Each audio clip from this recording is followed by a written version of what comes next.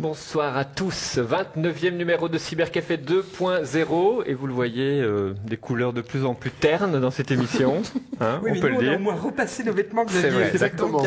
Nous parlons du futur bien sûr, entre autres de la biométrie, également vous découvrirez... C'est celle où on mesure les organes? Oui c'est ça, vous découvrirez ce que c'est la cybergéographie. Brice, tu nous montreras une petite machine à faire de la musique. Oui, je vais vous montrer un gadget qui me rend fou ces derniers temps. Tout le monde artiste. C'est avec lui que je passe mes nuits. Et puis dans les jeux vidéo, Toka Race Driver et un nouveau projet de Peter Molineux même, qui s'appelle Fable, qu'on vous présentera un genre preview tout à l'heure. La technologie avec Paul-Henri pour un ultime PDA. Mais oui, un ultime PDA, enfin on a bien l'habitude de les voir, c'est un iPack. Qu'est-ce qu'il a de plus celui-là? Alors celui-ci, c'est le dernier modèle, c'est le 5450 qui vient de sortir et qui a les mêmes fonctionnalités que les anciens PDA, sauf que en plus d'être un PDA normal, il est Wi-Fi, il est Bluetooth et évidemment infrarouge. Alors déjà, ça c'est sans déjà... rajouter de carte dedans. Dedans, c'est un built-in de toutes ces fonctionnalités-là, donc connectivité maximale, enfin tout ce qui existe pour l'instant sur le marché se trouve dans cette petite merveille d'électronique, évidemment qui n'est pas gratuite puisque c'est quand même 850 € pour cela. C'est le nouveau microprocesseur à 400 MHz de chez Intel, mais quand on nous présente des choses comme ça, on aime bien aller voir un peu ce qui se passe derrière, et c'est la première fois qu'on voyait qu'un iPack pouvait s'ouvrir. Alors pourquoi est-ce qu'on pouvait ouvrir un iPack? Avant on pouvait pas, la batterie était vraiment intégrée. Mon bon monsieur, tout change. Eh bien pas du tout, pas du tout, c'est pas juste pour changer, parce que cet iPack il était vraiment dessiné pour être le plus connecté de tous les temps du monde. Le suspense, mais tu vas l'ouvrir. Et je l'ouvre, et en fait, dedans, il y a un emplacement pour une carte SIM. Non! Mais oui! Tu veux dire qu'on peut pas encore téléphoner avec? Et voilà. Et donc, en fait, HTC, qui est le développeur de cet appareil, a pris énormément de retard pour combiner les fonctions Wi-Fi, Bluetooth, infrarouge et GPRS, GSM et tout ça. Et donc, HP était relativement pressé de sortir un nouvel iPack. Le précédent date d'il y a plus d'1 an et demi. Et donc, ils ont décidé de le commercialiser avec le bel emplacement pour la carte SIM, mais sans les fonctionnalités GPRS. Donc, il faudra encore attendre certainement 6 mois pour avoir le modèle qui, lui, permettra de téléphoner. Mais je trouvais intéressant de montrer que de temps en temps, on nous met sur le marché des choses qui ne sont pas terminées. Il y a une fonction, à mon avis, que tu n'as pas remarqué. Si, c'est la fonction sécurisation par empreinte digitale. Elle est dedans. Elle est dedans. Elle est dedans. Ah on en parlera justement tout à l'heure. Elle est ici. Il suffit en fait, quand on l'allume, de glisser son doigt dessus. Et il y a une reconnaissance de l'empreinte digitale et donc le chargement du profil de l'utilisateur. Il y a une autre fonction. Donne-le-lui. Il peut servir de gomme. Tu vois ici, vous avez gomme. Il peut servir de gomme. Voilà, merci. À 800 €, c'est bien. 850. Et donc, il scanne ton doigt. Oui. Tu vois, c'est génial ça. Alors, autre chose, c'est l'arrivée d'un nouveau fabricant dans le monde du GSM. Alors, c'est toujours bon à signaler. Et puis, quand on a reçu l'appareil, on s'est dit, ça ressemble Est-ce que c'est vraiment un GSM ? Et ça ressemble grandement à un P800 de chez Sony Ericsson. Ben oui, ça ressemble grandement. Ce sont les mêmes développeurs. Ce sont des renégats. Ce sont des ingénieurs de chez Sony Ericsson qui ont quitté la société et qui ont été dans une société qui crée des players MP3. Et ils ont développé cet appareil qui a toute une série de fonctionnalités classiques maintenant au niveau des GSM PDA. C'est-à-dire qu'il fait bloc-notes, il y a un Word intégré, il fait player MP3, GPRS, il navigue sur Internet. Il y a une chose qu'il n'a pas pour l'instant par rapport au P800, c'est le Bluetooth, donc la connexion sans fil par exemple, avec un PDA. Et l'autre chose qui arrivera au mois d'août dans le modèle, ici c'est le modèle 919, et au mois d'août ils sortiront le 919i, c'est le player MP4. L'utilisation des MP3, vidéo, ça, MP4. Exactement. L'utilisation des MP3 comme sonnerie de téléphone. Ah oui. Ce sont des choses assez amusantes. Alors ici, on peut faire, on a un appareil photo intégré, évidemment. On va voir un peu ce que ça donne. On peut avoir plusieurs formats d'images. Comment il s'appelle celui-là? Celui-ci, c'est le Telmi T919. Ah, Telmi, c'est ça. Voilà, et c'est une société autrichienne. Donc ça fait des photos, ça c'est un grand classique. Ce que j'adore, c'est qu'ils font tous... Voilà, et on peut aller jusqu'à 512 mégas de mémoire en carte mémoire, ce qui est relativement énorme. Voilà. Et tout ça pour 499 €, ce qui est très bon marché. 499 francs. Ce qui est très très bon marché pour ce genre Donc, d'appareil. Si vous voulez un portable autrichien, c'est possible. Oui. Telmi. Bientôt, on va essayer de vous amener un turc aussi. D'accord. Et un wallon, un de ces quatre. Ouf, ça c'est pas prêt, ça. Bien, merci. Toka Race Driver. Mon cher Jean-Christophe. Oui, donc l'adaptation d'un hit qui est sorti l'été dernier sur PlayStation 2 et qui débarque aujourd'hui sur PC. Et qui est une excellente surprise et une excellente nouvelle pour tous les amateurs de jeux de voiture. Tout d'abord pour une raison bien simple, c'est qu'ils ont intégré un mode carrière. Donc il y a, en plus du traditionnel jeu de voiture où on peut choisir les circuits, etc., il y a vraiment une histoire, un scénario qu'on peut parcourir pour avancer dans les différentes étapes du jeu. Qu'est-ce qu'on peut dire sur le jeu, si ce n'est qu'en dehors du mode scénario, ça reste malgré tout un jeu de voiture classique, mais fort bien réussi. Là, ça tourne sur une configuration moyenne, et donc vous pouvez voir comme moi que c'est quand même relativement fluide. Et, même, et dans le décor. Et dans le décor, ça c'est ma conduite, qui elle ne s'améliore pas avec les jeux. Alors sinon, la série des Toka avait déjà beaucoup fait parler d'elle sur PC à l'époque du premier et du deuxième volume. La série des Toka. La série des Toka. Toka Race Driver. Puisque c'était un des jeux qui était réputé comme étant le plus réaliste au niveau de la modélisation des voitures, au niveau du rendu des collisions et des déformations. C'est vrai que les puristes s'attachent très très fort à ça, à savoir que si on percute un obstacle avec sa voiture, il faut que ce soit rendu parfaitement au niveau des dégâts. Oui. Ici, en l'occurrence, c'est le cas. Aussi au niveau de la customisation, si je puis dire, de la voiture, donc on peut vraiment chipoter à tout. Le tuning, on dit le tuning. Non, c'est pas vraiment du tuning. C'est pas Jackie. Voilà. On peut pas mettre des autocollants. On peut pas faire Jackie et mettre des autocollants, mais on peut par contre modifier tous les paramètres pour s'adapter au mieux à la situation de course, à savoir s'il y a de la pluie ou pas. Ce qui est très chouette, c'est qu'il y a un scénario, donc ça c'est vraiment intéressant. On se rend compte qu'il y a des jeux de bagnole, on commence un peu à en être là. Ouais. Et là, ça tient quand même fort des feux de l'amour, parce qu'il y a un côté rivalité avec son frère. Ah oui, il y a un père mort, il y a une lutte fratricide. Ah oui, c'est pas seulement non, il y a un vrai scénario. Champion, c'est ça, c'est-à-dire que si la trame principale, c'est effectivement le fait de progresser dans la carrière, mais il y a effectivement une histoire, tout ça est enrobé avec des personnages qui sont quand même relativement vivants, bien réussis. C'est bien doublé, il faut le signaler parce que c'est pas toujours le cas. Ouais. C'est bien doublé, ça vaut mieux pour une course de bagnole. Voilà, je la sentais venir celle-là. Absolument. Et donc au final, on se retrouve avec un produit qui, sur papier, pouvait paraître un peu hybride, mélange scénario, jeu de voiture, on n'a pas vraiment l'habitude. Et là, ça fonctionne vraiment très très bien. Et qui plus est, le jeu en lui-même est vraiment très très bien foutu au niveau technique et au niveau gameplay. C'est vraiment un des tout bons titres en matière de jeu de bagnole. Est-ce que je rêve ou est-ce qu'on roule à gauche? On roule où on veut. On roule où on veut.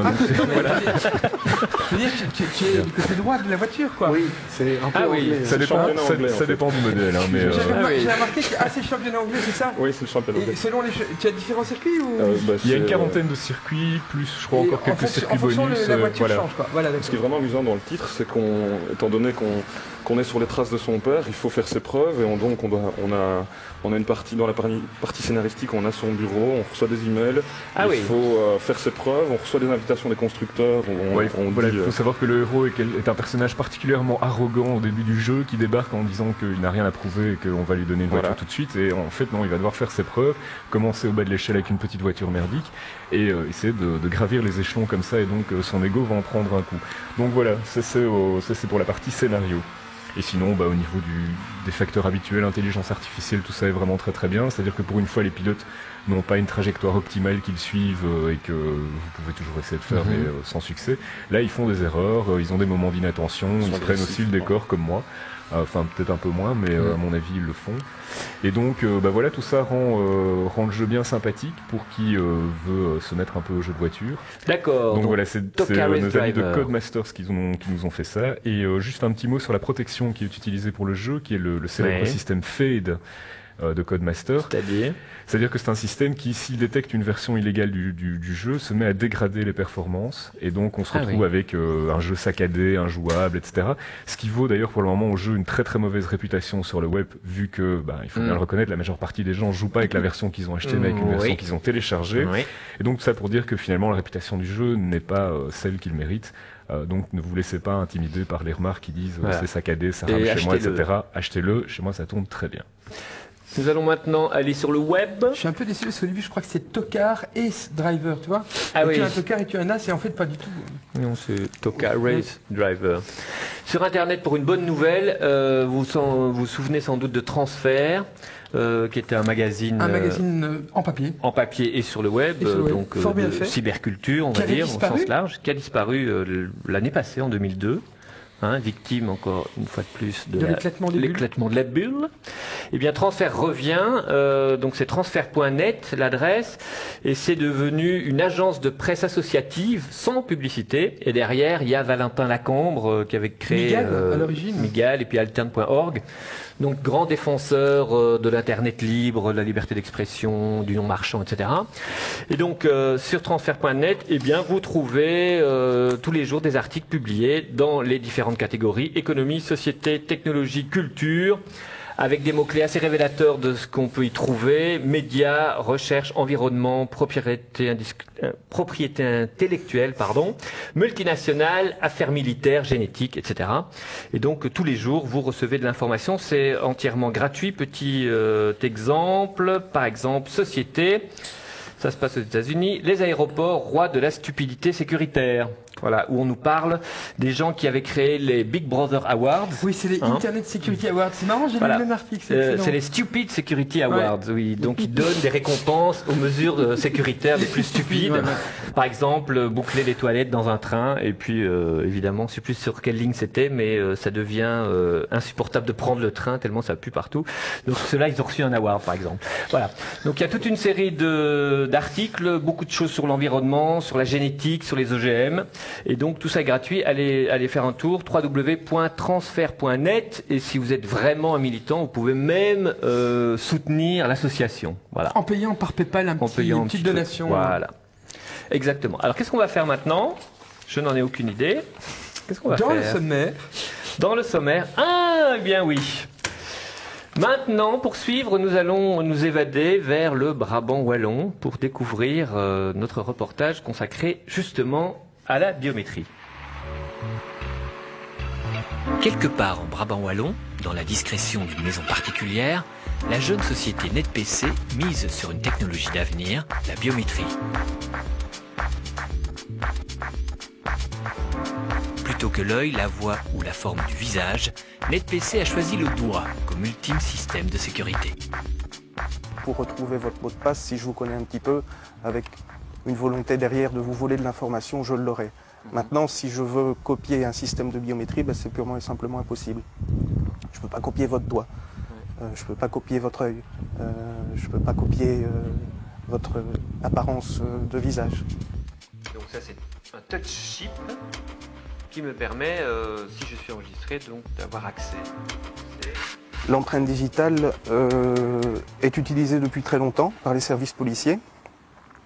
On utilise une dizaine de points de reconnaissance sur le doigt et on a un taux de fiabilité, un taux d'erreur probable de 1 sur plusieurs millions. Alors comme c'est mon PC, moi je me suis enregistré, donc j'espère qu'il va me laisser passer. Il fait le match et vous voyez en une demi-seconde, il me laisse libre accès à mon ordinateur. Le lecteur que nous distribuons utilise la couche de peau vivante qui est en dessous de la couche de peau morte. La couche de peau morte, si je vous pique dessus, vous n'allez rien sentir. La couche de peau vivante derrière nous permet aussi d'utiliser, de considérer la chaleur du doigt. Parce que utiliser l'empreinte digitale, qu'est-ce qui va se passer? De plus en plus de gens vont avoir le doigt coupé. Non, pas du tout. On utilise la chaleur du doigt et également le flux sanguin. On a également le modèle clavier, pareil, avec le petit software pour le développement qu'on peut faire autour de ces produits. À quoi ça sert? On pourra avoir sur un PC 3 personnes qui sont enregistrées. La première qui ne peut pas avoir accès à l'Internet. La seconde qui ne peut pas avoir accès à tous les fichiers de la comptabilité. Et la troisième qui ne peut pas avoir accès... Et là, je ne sais pas. Qui peut avoir accès à tout parce que c'est le patron. Et la troisième personne qui peut avoir accès à tout, oui, éventuellement, parce que c'est l'administrateur du PC. Encore une fois, je suis... une des personnes qui est habilitée à ouvrir la porte, donc ça représente, je veux dire, une clinche de porte, une ouverture de porte. Quand je place mon doigt, il me reconnaît et il m'ouvre la porte. Maintenant, si vous essayez, encore une fois, étant donné que vous n'avez pas été enregistré préalablement, il n'autorise pas l'accès. Au lieu d'avoir une vérification peut-être par un physionomiste à l'entrée qui va faire ça par une carte de membre ou bien toutes les personnes, je veux dire, qui sont membres du club sont enregistrées dans une base de données et s'enregistrent ont accès à l'entrée par reconnaissance d'empreintes digitales. Que ce soit sur des ordinateurs portables, que ce soit pour le contrôle d'ouverture de porte, sur les claviers, sur les souris, la biométrie et surtout dans tous les systèmes de biométrie, la lecture d'empreintes digitales devient quelque chose qui n'est plus de l'ordre des films de James Bond. Oui, c'est ça. Il est vrai que ça pose un problème au niveau du respect de la vie privée. Si on utilise l'empreinte digitale pour le contrôle d'accès répandu dans un avenir proche, les utilisateurs et les banques de données éventuellement qui sont créées par rapport à ces images d'empreintes digitales doivent être très fortement protégées elles aussi. Voilà donc la biométrie. C'est l'avenir, les petits doigts. C'est l'avenir. En tout cas, je trouve ça très, très bonne idée pour ouvrir les portes parce qu'on va plus se balader avec une clé. L'inconvénient, évidemment, c'est qu'on ne peut plus rentrer chez soi quand on porte des moufles. Est-ce que c'est vraiment le système? Est-ce que c'est le système ultime, vraiment? Je suis pas certain. J'aurais pas découragé ce monsieur parce que, en fait, la partie logicielle qui gère le driver le scanner est toujours susceptible d'être attaquée. Paul-Henri, tu le sais comme moi que si j'étais un hacker, j'irais pas essayer de décrypter l'empreinte, mais j'irais plutôt attaquer la partie logicielle qui fait l'authentification et c'est là le reste du software. Oui, enfin, cela dit, dans le cas de l'ouverture d'une porte, c'est quand même beaucoup plus compliqué d'aller hacker un système informatique que de voler des clés. Pour la porte, c'est tout à fait génial. Pour un PC, là, tant que ça sera... Pour les portables, ça marche aussi. Et il y a même donc une carte de banque suédoise avec déjà l'empreinte digitale. Voilà, c'est quand même pas mal. Il faut se balader avec le lecteur. Maintenant, elle est dessus, yes. Qu'est-ce qu'on va dire? Ah oui, tu as une petite info, Brice. Je voulais en parler à Paul-Henri parce que figure-toi que la rumeur de cette semaine, qui est quand même une rumeur quand même assez concrète, ce sont des négociations entre Vivendi et Apple pour le rachat de Universal Music. Et qui fait chuter l'action d'Apple, d'ailleurs. Et qui fait chuter l'action d'Apple. Mais chuter grandement. Tout à fait, parce qu'on se dit, s'ils dépensent 6 milliards de dollars pour acheter Universal et qu'ils n'en ont plus que 4,4 de milliards de dollars en banque, eh bien ils vont devoir en fait financer ce qui manque sur les utilisateurs, et il semblerait que le marché de la musique ne soit plus très lucratif et qu'il baisse chaque année, et donc ils ne peuvent pas... oui, c'est ça. Pourquoi est-ce que Universal est à vendre? Mais d'abord, Universal est à vendre parce que Vivendi ne va pas très très bien. Voilà. Ça, on le sait quand même depuis 2 ans. Mais ce qui est intéressant, c'est de voir que il y a 2 ans, on parlait des comment est-ce qu'on va dire, des fournisseurs d'infrastructures, style AOL, même Vivendi d'une manière ou d'une autre, qui rachetaient des boîtes à contenu. Oui. Qui fournissaient de l'information, de la musique, des choses comme ça. AOL, Time Warner, c'est exactement ça. Ici, le cas est encore plus amusant. C'est une société qui essaie de vendre ses formats de diffusion sur Internet, qui rachèterait des fournisseurs de contenu. Voilà. Alors, et là, ça commence à il faut savoir que c'est intéressant. encore qu'une rumeur parce que Apple aurait signé avec les 5 majors principales un accord pour la commercialisation de musique par Internet sur un système qui est à venir. Mais là où ça devient amusant, c'est que, évidemment, la semaine suivante, qu'est-ce qu'on apprend? 12 avril, c'est tout frais. Microsoft, à son tour, est intéressé de racheter Universal Music Group et Microsoft dit, voilà, nous aussi, on veut se lancer là-dedans, etc. C'est-à-dire que maintenant, non seulement ils suivent, mais ils suivent vraiment de pourrait voir, ils vont précéder. Donc Oui, parce lequel des que deux va gagner Microsoft la a un cabale. avantage. Microsoft a un avantage sur Apple, c'est que Microsoft a énormément de liquidités. Exactement. Énormément de liquidités. Et en fait, Microsoft peut, en gros, s'acheter n'importe quel major. Ils pourraient racheter aujourd'hui. les 5 d'un coup. Hein, Les 5 d'un Bouffe, coup, toute la musique du monde. et ça ne pose pas de problème Ouais. financièrement à la société. Alors, ce qui est amusant, c'est que sur Slashdot, cette communauté, moi je dis régulièrement Slashdot, c'est pas si vous aimez, ils ont beaucoup d'humour, ils disent il faut que ce soit Microsoft qui rachète et pas Apple, puisque comme Universal Media perd de l'argent, ça ferait perdre de l'argent à Microsoft. C'est pas Voilà, grave. donc ça c'est les rumeurs. Toujours est-il que, à mon avis, mon opinion personnelle, c'est que ça reste en stade de projet, et je vois pas pourquoi Apple rachèterait l'une des majors alors qu'il a signé un accord avec les 5. Donc personnellement, je dis, je doute. Voilà. Petite info. D'accord. Enfin, c'est dans tous les magazines, le New York, Washington Post, etc. etc. Bah oui, c'est quand même quelques milliards de dollars. Oui, 6 milliards de dollars, ça vaut la Donc, peine d'en discuter 2 minutes. Ça Quoi. vaut la peine d'en parler. Jeux vidéo maintenant avec l'avenir des jeux de rôle qui pourrait bien se passer avec Fable, Gilles. C'est ça, Fable, c'est un jeu qu'on suit depuis presque déjà 2 ans. C'est un jeu qu'on a connu sous le nom de Project Ego. C'est un jeu qui est développé par Big Blue Box. C'est un satellite du célèbre studio de Peter Moulineux, Lionhead. Donc c'est des gens qui nous annoncent une véritable révolution. Donc est-ce qu'on peut se demander si, comme d'habitude, le discours sera réellement Oui, parce que efficace? c'est tout le temps des révolutions C'est ça. dans le jeu Chaque vidéo. jeu est une révolution en soi, en tout cas, chaque fois présenté comme ça. En tout cas, ces gens-là ont vraiment l'impression d'y croire et tous les éléments qu'on commence à avoir petit à petit, puisque ce n'est pas pour avant la fin de l'année sur Xbox, on commence réellement à y croire autant que. On va voir les images. Albion, a place of tranquility and peace.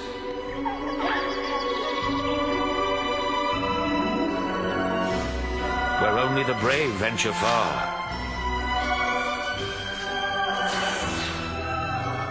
Afraid of the danger that lurks beneath. Donc voilà, en fait, les frères Carter, qui sont des grands fans de jeux de rôle également, ont analysé un petit peu tous les stéréotypes qu'on retrouve généralement dans le genre. Donc eux, ils ont plutôt tendance à dire que généralement des jeux comme Final Fantasy, il faut avoir soit moins de 16 ans ou être à la fac pour pouvoir espérer d'arriver à la moitié du jeu. Donc il y a plein de constantes très typées et ils aimeraient vraiment bien casser ce moule-là. Eux, leur but, c'est de créer un univers entièrement dynamique. Ça veut dire où le joueur aura la possibilité d'interagir avec tout et tout interagira avec lui. Et chaque action que le joueur pourra poser, il aura la possibilité de soit de se positionner du côté du bien ou du mal. Donc toutes les actions sont normalement ambiguës comme dans la vie réelle et tout ça va avoir une incidence directe avec la vie du joueur. Tu veux dire que ça va être un jeu moins manichéen que Black and White? Oui, c'est un jeu en tout cas. Au niveau du scénario, on commence à l'enfance. Progressivement, on doit faire des choix par rapport à tout ce qu'on rencontre. Donc, et ces choix influent sur ton corps, voilà, sur ton apparence durant le jeu. Pour donner des exemples, en fait, il y a une véritable mémoire collective dans cet univers-là et une ligne du temps. C'est-à-dire qu'on commence d'abord à l'âge de l'enfance. Pour un détail, au début, la première personne qu'on rencontre est une jeune fille plus jeune que soi et turbulente. Par exemple, si on est un peu agressif ou moqueur vis-à-vis d'elle, il y a des chances qu'elle s'en souvienne quand on la retrouvera 10 ans plus tard. Donc tout modifie l'environnement du joueur, exactement comme dans la vie. Donc par exemple, il y aura également des changements physiques, physiologiques. Si on laisse le personnage qu'on a créé au soleil, il bronzera, le temps le vieillira. Le jeu sera découpé en chapitres importants de la vie du joueur. Donc il y aura l'enfance, il y aura aussi la partie où on pourra créer un foyer également, donc il faudra trouver une compagne. Et le but finalement, c'est de devenir un petit peu le héros de cet univers-là, au sens premier du terme, quelqu'un soit de respecter, soit de craint. Et évidemment, comme dans tous les RPG classiques, il y a des aptitudes qui sont à développer, donc on aura la possibilité de faire des choix dans tout ce qu'on fait. Alors, un simple détail qui me revient à l'esprit, par exemple, si on grave son nom sur un arbre dans la forêt et qu'on revient 10 ans après, il est susceptible d'être encore là ou des choses comme ça. Donc, alors c'est plein de paradoxes, c'est ça qui est amusant. Par exemple, il y a des voleurs dans la forêt près de chez toi, et si tu décides d'attaquer ces voleurs et de les décimer, eh bien, il est possible que des voleurs plus méchants viennent s'installer à la place, et en fait, au lieu d'avoir vaincu et gagner à court terme, tu as en fait un problème qui s'est créé en fait et qui va durer pendant toute la partie. Donc tu as plutôt tendance à les épargner. Donc c'est plutôt ça qui est intéressant, c'est de voir que c'est moins primaire puisqu'il y a la durée d'une vie pour avoir les conséquences des actes que tu poses. Ils insistent énormément sur le fait que chaque joueur créé sera différent. C'est-à-dire que moi, si je passe toute la vie avec le joueur que j'ai choisi ne sera pas le même que toi, Brice, qui aura pris d'autres choix. Donc il y a un système complètement aléatoire. Probablement très différent. Mais ce qui est amusant, c'est de voir que dans les jeux, il y a une tendance à ce que le personnage central soit stigmatisé par ses actions. Exemple, dans les courses de bagnole, eh bien, c'est de plus en plus d'emphase est mise sur le fait que tu vas te cogner, tu vas te griffer, tu vas personnaliser, la voiture va réagir avec l'univers, parce qu'on se rend compte que déplacer un petit être inerte dans un jeu et qui n'est pas modifié par l'environnement n'a pas le même effet que dans la réalité. Et donc tous les jeux que je vois apparaître, d'une manière ou d'une autre, le personnage principal va être changé par l'univers.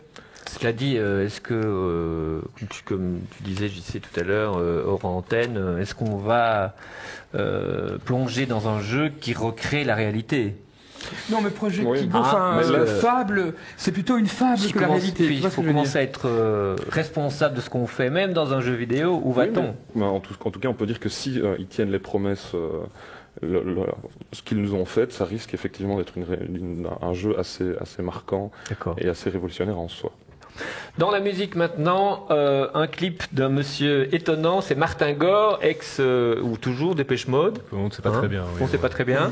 Il revient avec un album de reprise qui sort à la fin de ce mois, et donc il y a un clip qui est une reprise de T-Rex, Marc Bolan, et vous allez voir, ce qui est étonnant, c'est que il est tout seul avec une guitare sèche, comme un vrai folkeux. Il n'y a plus de synthé, plus de clavier. Martin Gore. Call yourself friend and you look me in the eye. I'll unstrap my knees and I'll apologize,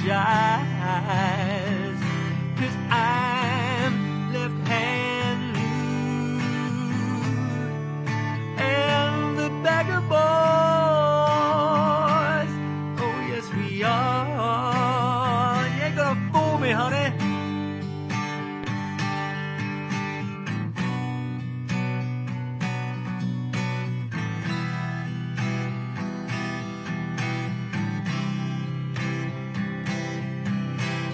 Left hand loose,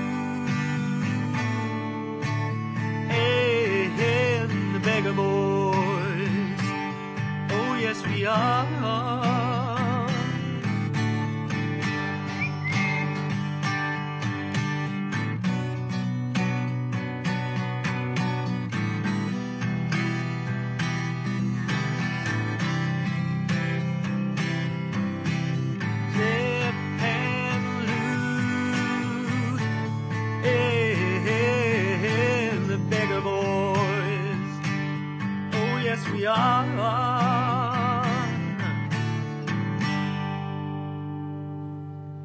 Il vit plus là, il est mort. Voilà donc, je vous l'avais dit, Martin Gore, comme vous ne l'avez jamais vu. C'est impressionnant. Vous avez regardé jusqu'au bout. Analogique, complètement analogique. Complètement analogique. Ça, c'est un contre-pied au numérique, au digital, au cyber, quoi. C'est analogique. C'est ça qui est intéressant. Donc il arrive à jouer de la guitare sèche et même il respire à l'air tu vois, à l'air frais. Il chante avec une vraie voix. Voilà. En deuxième partie d'émission, eh bien, nous parlerons de Raven Shield, jeu vidéo, également d'un nouveau système de jeux vidéo en ligne par streaming, mais ça c'est un peu compliqué, mais on vous expliquera. Également de la géographie du cyberespace. Et puis un livre pas vraiment pour les enfants. De famille. À tout à l'heure.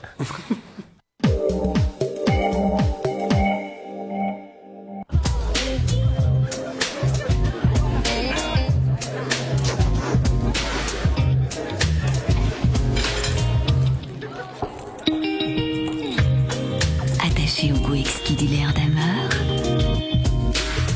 Laird Hammer, où je fais un malheur. Bientôt en DVD et vidéo. Harry, attrape-le-moi! Avec encore plus de suspense et encore plus de magie. Harry Potter et la Chambre des Secrets, avec 19 scènes de plus sur le DVD. Les 17, 18 et 19 avril à un prix très spécial. Bientôt en DVD et vidéo. Découvrez maintenant Laird Hammer Light Life. Délicieusement léger, mais aussi irrésistible. Laird Hammer Light Life. Avec la RTBF, rendez-vous au fantastique Spirou-Dôme à Charleroi. Pour suivre les exploits des Spirou, formez le 0900 27 897 et gagnez des places pour assister le 26 avril à 20h au premier tour des playoffs face à Villevorde. Info et tickets 071 20 60 40. Avec Vitel.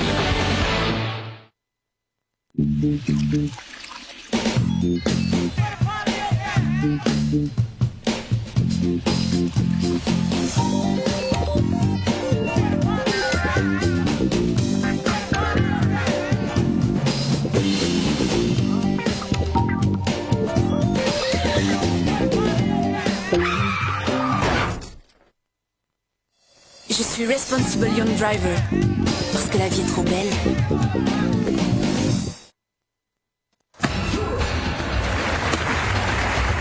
La carte d'affiliation 2003, Justine et Olivier l'ont déjà. Et vous? Votre carte vous attend dans votre club. Réclamez-la.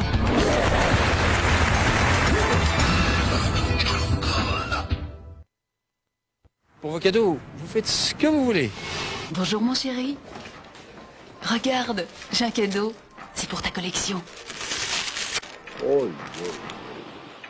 Avec le chèque Lire, vous êtes sûr de faire plaisir à tous les coups parce que c'est la personne qui reçoit, qui choisit et qui choisit le livre qu'elle aime. Dans tous les bureaux de poste et dans les librairies.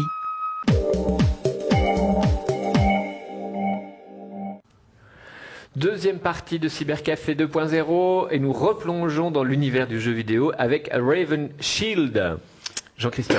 Voilà, donc Raven Shield, c'est Rainbow Six, 3e volet. Oui. Donc toujours inspiré de l'œuvre de Tom Clancy. Et on avait rencontré à l'ECTS un gentil monsieur de Ubisoft qui nous a parlé un peu, à l'époque le jeu était encore en développement, et il nous en a parlé, il nous a présenté un peu les nouveautés. Raven Shield. Raven Shield est la suite de la série à succès des Rainbow Six, du Rainbow Six original et puis de Rogue Spear. C'est un jeu de tir à la première personne. Vous êtes membre d'un groupe d'intervention d'élite et vous devez accomplir des missions telles que secourir des otages. Par rapport au FPS classique, vous avez un plus grand contrôle sur vos équipiers. Vous pouvez leur donner des ordres et planifier vos différentes tactiques et stratégies. Vous pouvez choisir les membres de vos missions ainsi que les armes dont ils ont besoin, des grenades, de l'artillerie lourde, des fusils de sniper. Et puis une fois en mission, vous pouvez incarner différents membres de l'équipe et passer de l'un à l'autre pendant la mission.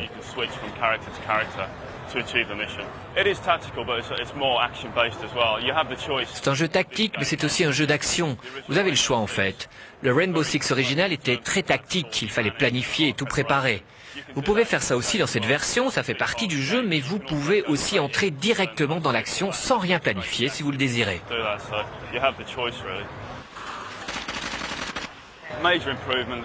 Ce qui a changé, c'est que le jeu tourne sur le moteur graphique d'Unreal 2, donc les images sont plus fluides et le jeu est bien plus beau. La jouabilité a été améliorée, il y a de nombreuses nouveautés dans le jeu. Par exemple, vous pouvez vous pencher légèrement sur le côté. Ça n'a l'air de rien comme ça, mais ça rajoute beaucoup de possibilités au gameplay. Vous pouvez entrouvrir les portes et regarder à travers l'ouverture. Il est possible de s'accroupir ou de ramper sur le sol.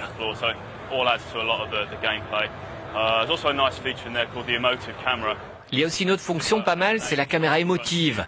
Par exemple, si une grenade explose devant vous, l'explosion va vous rendre groggy et votre vision sera floue.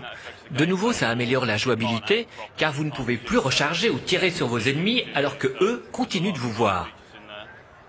C'est aussi la première fois dans un jeu Rainbow Six que l'on a la vue à la première personne de l'arme, ce qui ajoute encore au réalisme qui est la clé des jeux Tom Clancy. Voilà, donc alors quelques petits commentaires déjà par rapport à ce qu'il dit. Il faut savoir qu'au moment où on l'a rencontré, c'était en août de l'année passée, donc le jeu n'était pas encore complètement finalisé. Évidemment, tout ce qu'il explique ici a déjà été fait depuis par d'autres, notamment le fait qu'on puisse pencher la tête à gauche. C'est pas nouveau, il n'y a rien de nouveau. Enfin voilà, il n'y a rien de vraiment neuf par rapport à ce qui se fait ailleurs. Cela dit, et je voudrais encore juste émettre une critique par rapport à ce qu'il disait, ce qui faisait la caractéristique de Rainbow Six et de la série, c'est que justement il y a toute une période de planification avant le début du jeu, c'est-à-dire qu'on doit essayer de faire le meilleur chemin possible pour ces différentes unités, programmer tout ça, dire voilà, toi tu vas aller là-bas faire ceci, pendant ce temps-là l'autre va aller là-bas faire ça. Il y a toute une phase de préparation qui, selon lui ici, n'est pas obligatoire puisqu'on peut directement rentrer dans l'action. La seule chose, c'est qu'effectivement, on peut rentrer directement dans l'action en chargeant des paramètres prédéfinis par le jeu lui-même, qui planifie tout à votre place. Et donc ça enlève quand même grandement une grande partie de l'intérêt du jeu qui fait pour moi la différence avec les autres softs du même acabit. Donc moi je recommande pas cette méthode-là pour jouer, il faut prendre le temps effectivement de planifier un peu ses missions. En dehors de ça, effectivement le jeu a gagné en vitesse et en beauté d'affichage, étant donné qu'ils sont effectivement passés sur le moteur d'Unreal 2, qui n'a plus à faire ses preuves. On en a reparlé il n'y a pas longtemps avec Unreal 2 justement, puisque c'est, à mon sens, un des meilleurs moteurs 3D qui tourne pour le moment dans l'univers du PC. Pour le reste, effectivement, rien de vraiment novateur. Ça reste un jeu d'infiltration, hormis cette phase de préparation dont je parlais tout à l'heure, qui est, à mon sens, la seule chose qui fait la différence par rapport aux autres jeux. Le reste, c'est du first-person shooter où on doit faire attention. Un petit détail cependant, c'est que comparé par rapport aux autres first-person shooters, on a tendance à avoir un sentiment un peu d'invincibilité, parce qu'il faut se ramasser déjà quelques balles avant de tomber. Ici, il faut savoir que c'est très réaliste, et à partir du moment où on ramasse une balle mal placée, la partie est finie pour ce jour-là. Ce qui se passe dans ce cas-là, c'est qu'on bascule sur un autre personnage ou une autre équipe, parce qu'ils sont plusieurs. Donc finalement, c'est pas très très grave, mais en même temps, ça renforce un peu ce sentiment de prudence qu'on doit manifester tout au cours du jeu, en sachant que si on se fait dégommer, c'est fini, quoi. Et à propos de réalisme, quelle est la menace dans la menace? Alors le scénario, c'est du Tom Clancy. Alors les mauvaises langues dont je fais partie diront que Tom Clancy c'est un peu toujours la même chose. Ici c'est de nouveau des groupuscules terroristes qui menacent un peu le monde aux quatre coins de la planète et on va devoir déloger, sauver des otages, etc. Et donc voilà, c'est donc le Rainbow Six, c'est une espèce d'organisme international de lutte contre le terrorisme fantasmé par Tom Clancy et faut pas s'attendre à un grand scénario avec rebondissements multiples et autres intrigues, c'est plutôt un prétexte, un fil conducteur pour enchaîner les missions. Donc là aussi, petite déception par rapport à ce qu'on était en droit d'attendre d'un nouvel opus. D'accord. Mais sinon, techniquement, c'est très bien. Pour les amateurs du genre, ça sera sans conteste un achat. Ouais. Pour les autres, la phase de préparation des missions peut être un peu rebutante pour qui veut se lancer directement dans l'action. Et ça sort sur tous les supports, hein? Ça sort sur quasiment tous les supports, je pense. Et c'est jouable en ligne. Et c'est jouable en ligne aussi, donc donc c'est une grosse machine. Pardon ? C'est une grosse machine quand même. Oui, non, c'est pas un petit titre. Hein. C'est une de leurs grosses licences. C'est une des grosses licences d'Ubisoft, la licence Tom Clancy, et donc ils comptent bien l'exploiter jusqu'au bout. Simplement, on était en droit d'attendre peut-être un peu plus d'un nouvel épisode, si ce n'est les améliorations techniques logiques. Je vous parle d'un site maintenant, un site qui lui aussi est une renaissance. Il y a 25 ans, mon cher Brice. Non, le site n'existait pas il y a 25 ans. Justement, le site n'existait pas, mais les gens existaient déjà. Kiki et Loulou Picasso qui faisaient, avec d'autres graphistes, un collectif qui s'appelait Bazooka. Les rois de la postérisation. La postérisation, qu'est-ce que c'est que ça, tu prends une photo et puis tu adoucis le nombre de couleurs. Ça, c'est l'effet de postérisation que Kiki Picasso a beaucoup exploité. Donc à l'époque, dans Libération, il faisait des illustrations, des articles, et donc c'était le début des photocopies et des photocopieuses, donc il y avait full fanzine et autre chose, et donc effectivement, le principe c'est de reprendre des photos d'actualité et de les traiter pour les détourner ou bien pour mettre en exergue certains détails.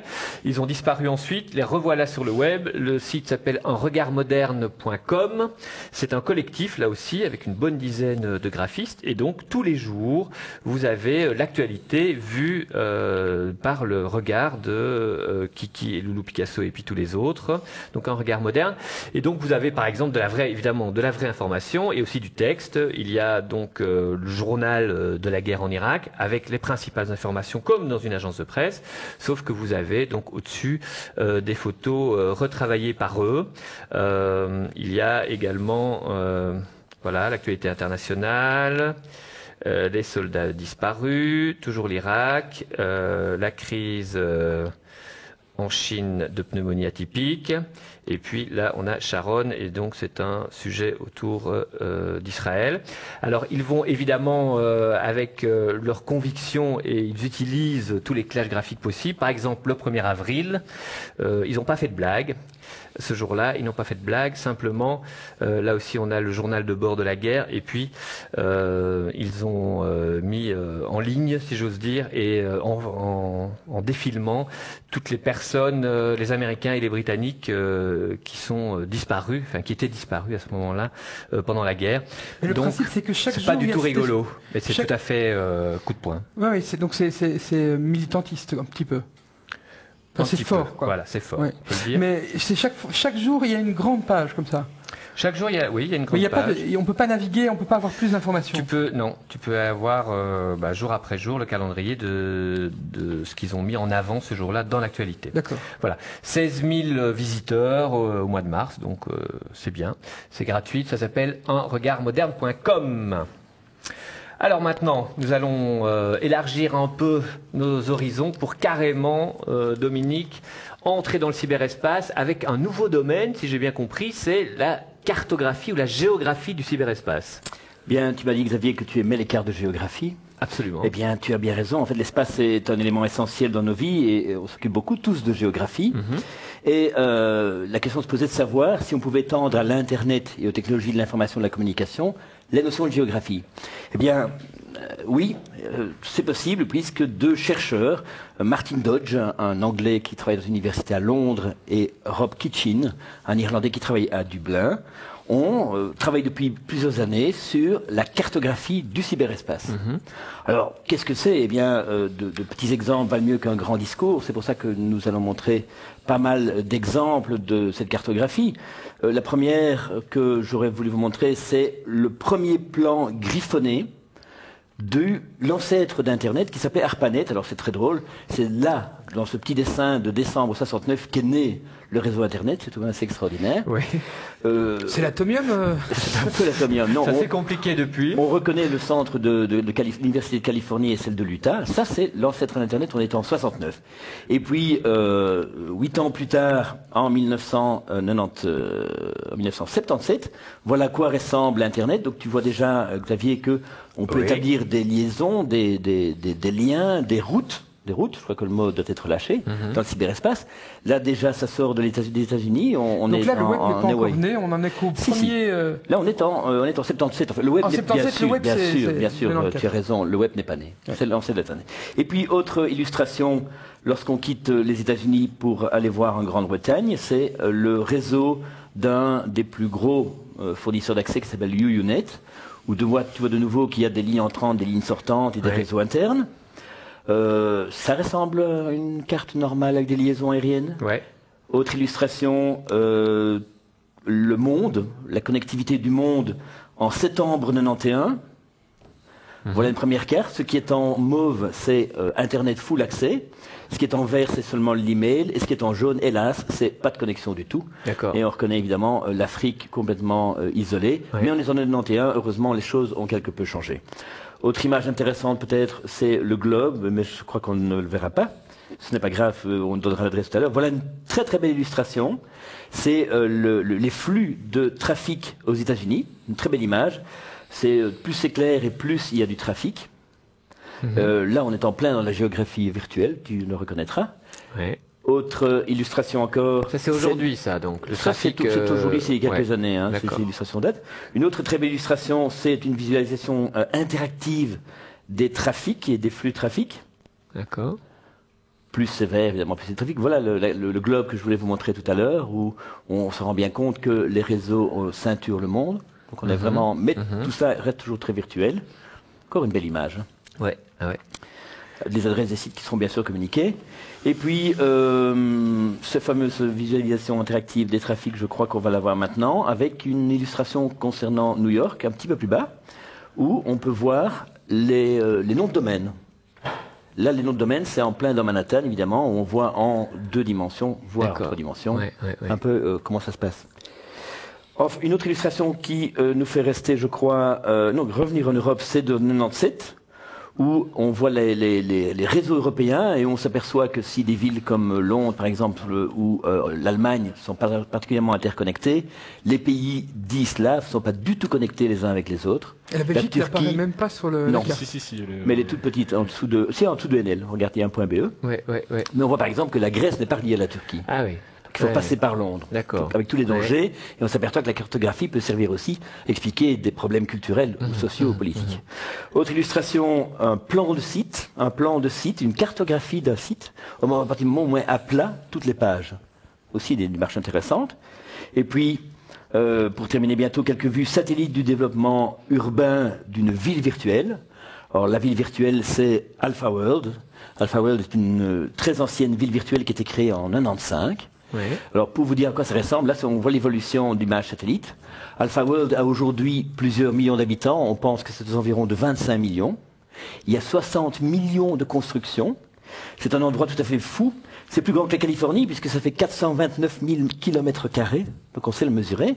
Et dans Alpha World, où je crois qu'on a une autre illustration peut-être, voilà l'adresse du site, il y a des milliers d'endroits à visiter, il y a des milliers de choses à voir, il y a des gens à rencontrer qui sont d'accord de dialoguer ou d'autres qui sont isolés dans les bois. Sur Alpha World, par exemple, il y a un monorail.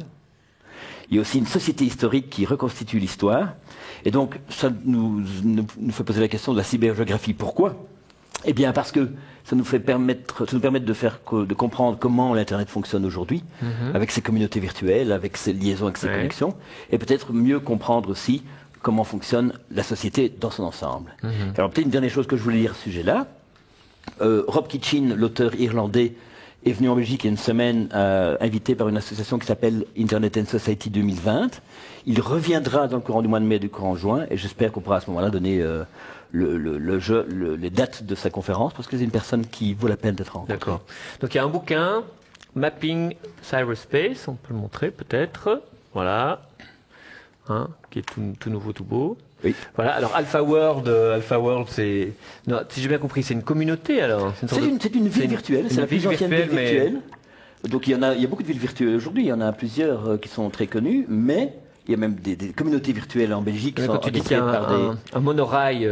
Un monorail un monorail, tout ça virtuel évidemment.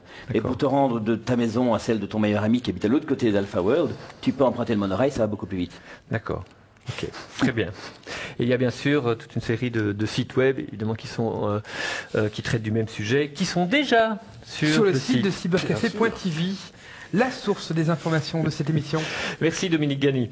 On reste dans les réseaux avec un nouveau système pour jouer en ligne qui m'a l'air très intéressant. Quelque chose qui est très très prometteur, qui vient de démarrer il n'y a pas très longtemps, c'était lancé en France, ça s'appelle Metaboly et ça va vous permettre en gros de jouer à des jeux comme si vous alliez à votre vidéoclub louer un DVD ou bien même éventuellement un jeu vidéo. C'est-à-dire qu'en fait, le principe est le suivant, vous payez soit pour un jeu sur base d'une durée, pour 48 heures, une semaine, un mois, soit vous payez un abonnement mensuel qui vous permet d'avoir accès à tout un catalogue de jeux. Et le principe est que via un petit player, comme par exemple un player QuickTime ou Real Player, là ça va player, en fait, ça va jouer le jeu, c'est-à-dire qu'il va télécharger les séquences du jeu dont vous avez besoin au moment où vous avancez dans la partie, et vous permet donc de jouer sans avoir physiquement la totalité du jeu sur votre disque dur, ni avoir besoin de l'acheter. Donc c'est play on demand en quelque sorte. Voilà, c'est ça, c'est exactement ça. Et c'est intéressant à plusieurs titres. Tout d'abord parce que ça permet d'une part de pas perdre trop d'argent en achetant un jeu où on se rend compte que finalement après un niveau, c'était pas vraiment ça qu'on attendait. Pour les gens comme nous qui passons jamais le niveau 1, voilà, ça serait rentable. On peut se focaliser aussi sur le. Ouais, ça m'intéresse. On peut se focaliser aussi sur le premier niveau. Le gros avantage aussi, c'est lié à toute une série de services qui tournent autour de ce site, c'est-à-dire que on est toujours sûr d'avoir la dernière version patchée avec le dernier correctif, etc. Ah, donc tu parles de jeu pour PC là manifestement. C'est que pour PC, il n'y a pas de jeu pour Mac, si? Non, mais nous on les patche pas, c'est pour ça. D'accord. Alors, il faut savoir que ça fonctionne techniquement très très bien. C'était, disons, des conditions quand même importantes pour que ça marche, c'est que ce soit pas intrusif dans votre système d'exploitation, donc ça n'installe pas toute une série de plugins. Il y a un plugin qui est très léger, qui prend quelques mégas et qui se télécharge et qui permet donc de charger les jeux par la suite. C'est très rapide, c'est totalement transparent. Pour l'avoir essayé, je peux vous confirmer, ça passe vraiment, on ne se rend pas compte que le jeu en fait est téléchargé en tâche de fond. On a accès à la totalité du jeu, c'est-à-dire au jeu tel qu'il est livré dans le commerce, donc aussi bien aux versions multijoueurs online que la version solo par exemple. Donc c'est vraiment la copie carbone du jeu, si ce n'est qu'on ne l'a pas physiquement sur sa machine. Mais ce sont des jeux classiques ou sont des jeux spécialement conçus pour ce système ? Alors ce sont que des jeux classiques, donc il y a des deals qui sont en train de se passer pour le moment avec les éditeurs de jeux. Bon, le catalogue n'est pas encore très étoffé, ça vient de commencer. Mais on peut déjà citer des jeux comme Hitman 2, comme Dark Project 2 qui est un classique aussi sur PC.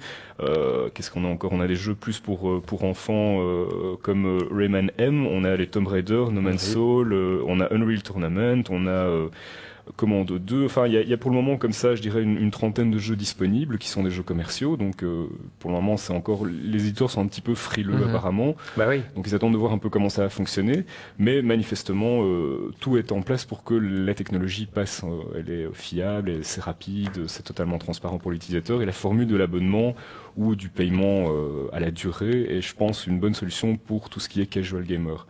Je pense pas que ça va remplacer le jeu vidéo. Casual gamer, joueurs occasionnels, et non pas des joueurs qui viennent en t-shirt chiffonné Par contre, pour ce qu'on appelle les hardcore gamers, je crois que là par contre, il y a toujours une démarche d'aller acheter le jeu, de posséder le jeu, d'avoir la boîte, le manuel, etc. Il y a une démarche d'aller acheter le jeu pour les hardcore gamers, rappelons-le. De le voler aussi. Rappelons-le. Combien ça coûte Alors ça varie. Ça dépend du jeu. En règle générale, ça tourne à peu près autour de 4 € pour 48 heures. C'est quand même relativement cher quand on y réfléchit. Mais par contre, il y a des formules beaucoup plus intéressantes qui sont des formules donc d'abonnement où là on paye, par exemple pour le pack gamer de base, on paye 15 € à peu près par mois pour avoir accès à un catalogue de 32 jeux qui est mis à jour en fonction des nouveautés, etc. Oui, c'est le prix d'un jeu. C'est le prix d'un jeu, en fait. Une belle formule. Oui, c'est une belle formule. Et puis en plus, ils font des économies dans la distribution, le packaging. Il y a aussi une offre hardcore gamer qui elle est un peu plus chère parce que ça coûte à peu près 30 €. Et là, on a 45 jeux à disposition, c'est-à-dire pour le moment l'intégralité du catalogue de Metabolic. Donc pour 30 €, tu as dit. Oui. Tu peux jouer à tous les jeux. Tous les jeux tant que tu veux. Ok. Brice, merci Jean-Christophe. Une initiative intéressante. Oui, une initiative intéressante. Vous aviez. Parce que c'est intéressant cette émission. Oui, parce qu'on parle de jeux. Finalement, que reste-t-il ? Que reste-t-il d'intéressant, encore plus intéressant que le jeu vidéo ? Il reste quelque chose. Il reste les femmes, mais pas n'importe quelle femme. Les femmes numériques, des femmes cyber. Voilà, depuis des... voilà, non, je ne sais pas, il y a la caméra. Voilà, depuis les débuts de Cybercafé, on recherche une présentatrice. Eh bien, on va peut-être la trouver dans ce livre qui, quelque part, est consacré aux femmes numériques, Xavier. Oui. Alors, on y trouve aussi bien des créations de mode que des personnages de jeux vidéo. Donc ça, c'est une création de mode. Que des personnages ultra réaliste, ce personnage-là qui est créé par un artiste brésilien Alceu Batistao, vraiment impressionnant de voir que même les taches de beauté sont reconstituées. Alors il y a des parties un petit peu plus hautes, fermez les yeux si vous avez moins de 18 ans, voilà, partie plus Final Fantasy. Et alors ce qui est très très intéressant dans ce livre, une femme nue, bah sale, hein, je veux dire. Mais personne n'a dit que c'était ça, non, c'est tout à fait. Bon, les images sont vraiment magnifiques. Un peu plus si tu veux bien. Voilà. Excuse-moi, j'écarte mieux. Voilà. Alors, est-ce qu'il y a du texte Alors oui, alors c'est intéressant. Comment ça marche, non seulement on t'explique qui est l'artiste et comment il l'a fait, mais en plus, et c'est ça que j'ai trouvé rigolo, c'est qu'on te donne les logiciels utilisés pour la création de cette image, l'adresse du site web, éventuellement, Xavier, le pays d'origine, bon. Tout quoi. Et donc, à chaque fois, une petite biographie. Et à la fin, Xavier, là, je vais te montrer, c'est un peu moins visuel. Tiens, ici, je te montre l'une d'entre elles qui fait la couverture et qui est créée par un... Tu effeuilles vraiment mal. Hein, si j'ai fait vraiment mal. Ah oui, mais je ferai une petite démonstration après, mais voilà. Donc cet artiste-ci, voilà. Ouais. Tu vois, c'est le personnage de couverture. Eh bien, figure-toi que je suis tombé sur son site internet, donc il est renseigné dans le livre Amazon Soul. Voilà, c'est René Morel, qui est un Québécois. Voilà, et on va tout de suite regarder une animation vidéo qui est disponible et téléchargeable sur son site. Tu vas tout de suite te rendre compte de ce que c'est. De ce qu'il fait. Voilà, c'est assez étonnant. D'accord. Voilà. Oh là. Voilà, donc c'est très court, puisqu'il recherche en fait un personnage ultra réaliste, totalement artificiel. Et tu vois que c'est... Alors aussi, à la fin du livre, juste une petite note, si vous êtes passionné d'images 3D, à la fin vous trouvez toutes les heures de travail pour arriver à ça. Hein. Non, vous trouvez toutes les applications qui ont été utilisées pour créer ces images tout au long du livre, voilà. Et les ordinateurs, les logiciels, et les informations nécessaires. Encore une belle vision de la femme objet. Voilà, et un glossaire, c'est très intéressant. Ça s'appelle Digital Beauty, c'est édité par Taschen, et l'auteur c'est Julius Wiedemann. Voilà. Il y a deux versions, il y en a un grand et un petit. Masculine et féminine ? Non.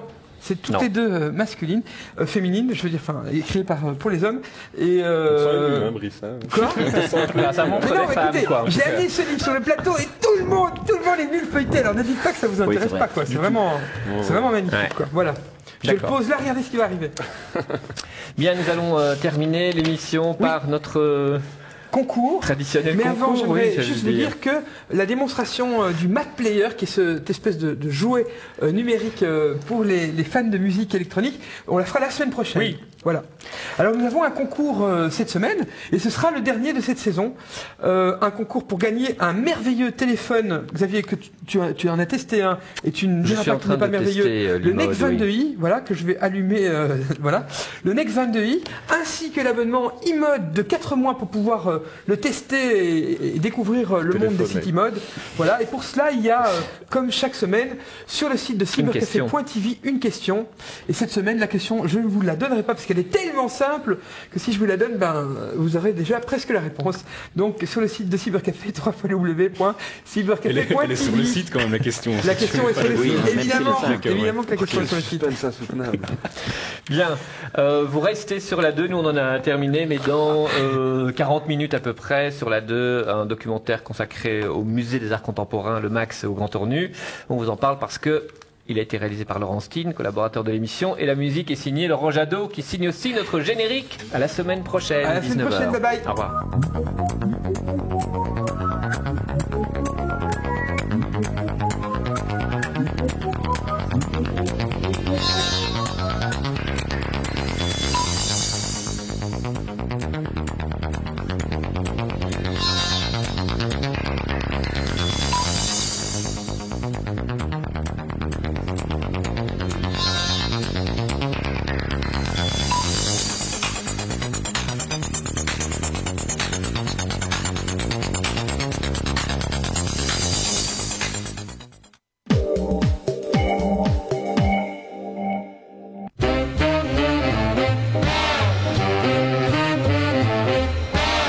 It's too darn hot. It's too darn hot. But when the thermometer goes way up and the weather is sizzling hot, Mr. Pants for romance is not. 'Cause it's too darn hot. It's too darn hot. La vie moderne est pleine de vêtements modernes. Des pantalons en stretch, des impressions couleurs, des tops juste au corps. Mais un lavage mal adapté peut abîmer les textiles modernes. C'est pourquoi maintenant, il y a Dixan Moderne Textile. Parfait pour éliminer les taches, tout en maintenant les fibres en bonne forme. Une tenue parfaite pour un look parfait. Nouveau Dixan Moderne Textile, garde les fibres en forme. La qualité Henkel.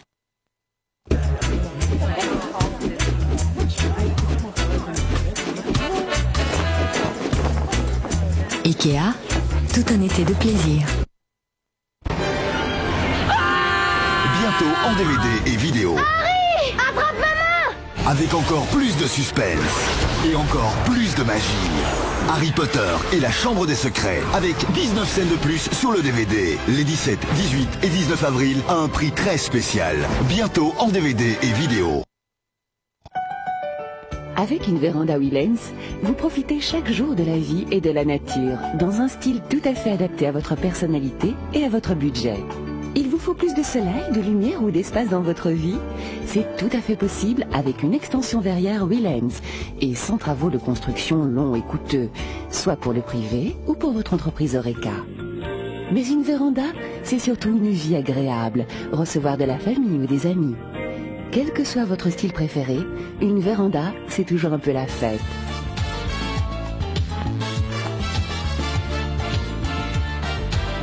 Visitez les vérandas Willens ou demandez une visite sans engagement d'un représentant au 055 21 85 31 ou visitez notre website. Man Ray Intime, le surréalisme au quotidien à travers les épreuves du plus grand photographe du XXe siècle. Man Ray Intime, un voyage dans sa grammaire des objets, un regard inédit sur une œuvre d'exception. Man Ray Intime, à découvrir au musée de la photographie à Charleroi jusqu'au 1er juin. Festival VOA Spring Sessions de mars à juin avec entre autres Bob Sinclair, Maceo Parker, Claude Nougaro, Keith Jarrett, The Roots, Ibrahim Ferrer. VOA Spring Sessions, info 0900 00 811.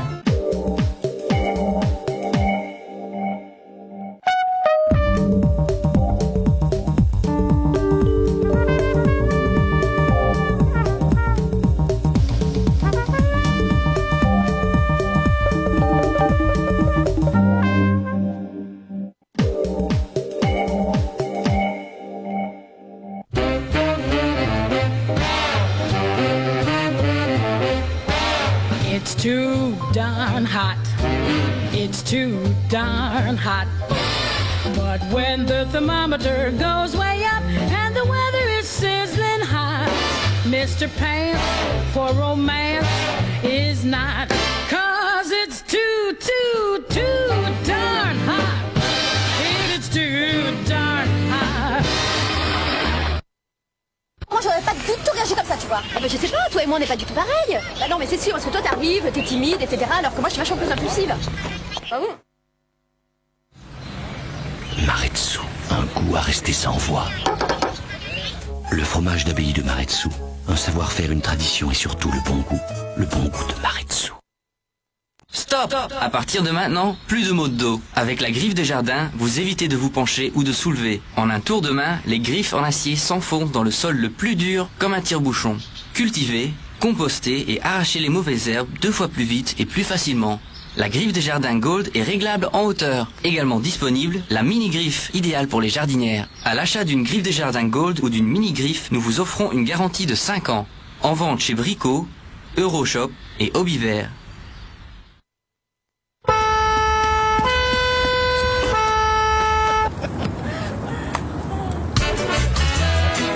Ikea, tout un été de plaisir. Bientôt en DVD et vidéo. Harry, attrape maman! Avec encore plus de suspense et encore plus de magie. Harry Potter et la Chambre des Secrets avec 19 scènes de plus sur le DVD. Les 17, 18 et 19 avril à un prix très spécial. Bientôt en DVD et vidéo.